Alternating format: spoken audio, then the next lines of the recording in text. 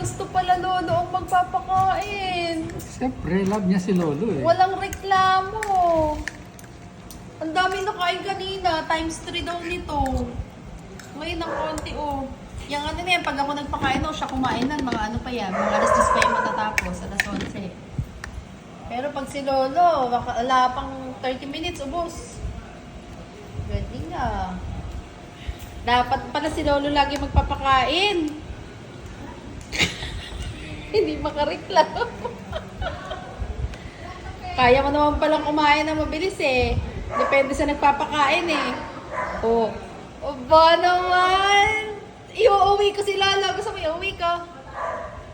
Gusto mo iuwi ka? Gusto mo iuwi ko si Lolo? Ah, George? Bakit? Why? Gusto mo dalawa sila? Kailangan What? ako ni Don't sign language, babe. What about Lola? Kapag inuwi mo si Lolo? Okay lang yun. Sana'y maging single yun.